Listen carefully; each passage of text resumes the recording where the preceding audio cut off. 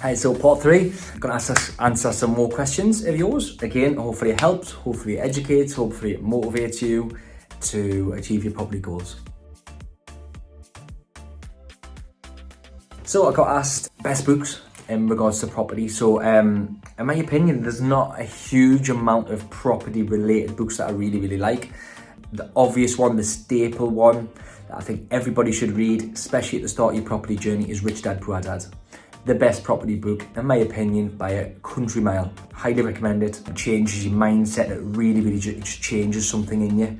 You think differently about working for money and exchanging your time for money and all these things. Top book. Property Magic was decent. Personally, the books that I read are a lot more on mindset. You can relate that to business, to property, to anything. 10x rule. Unreal, in my opinion. Grant Cardone, regardless of what you think about them, that works. How to Win Friends and Influence People, top book. My advice would be probably YouTube and social media platforms. You can probably learn more than a specific book about property. Rich Dad Poor Dad is the staple, and then do your rest. Either do a course, get a mentor, get a coach, or just watch all the free content online. My advice would also be maybe just take advice off 1 or 2 different people, max.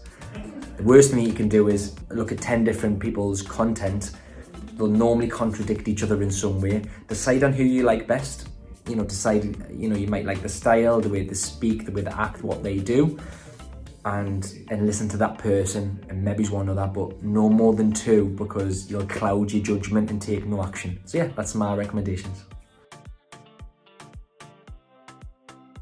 I've been asked this a couple of times, how did I go from 0 followers to 4,000? 4,000 isn't very many, by the way. There's a hell of a lot of people with a hell of a lot more than me.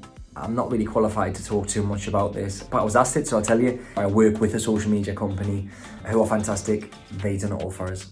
I just tell them what I'm doing, have a weekly meeting, tell them about the projects I've got ongoing at the moment, take before and after pictures of everything, share my knowledge, my experience, and I've just shared free content. That's all I've done. Aim is to be by around about the 10,000 by hopefully the end of 2021. So we'll see. So what don't I like about property? Solicitors, nightmare.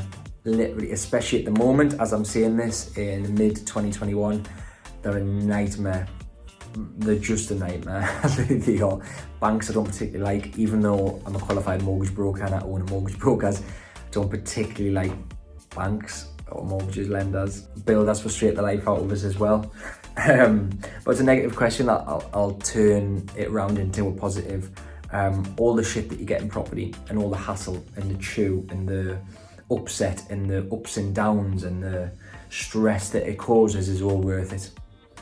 Because when you get those emails and you check your bank balance, when you get the email of the rents went in and you see how much you've been paid 1 month on one HMO or portfolio, it is worth it. Delegate as much as you can and yeah, crack on, keep going. Don't get complacent. So yeah, I turned that into a positive.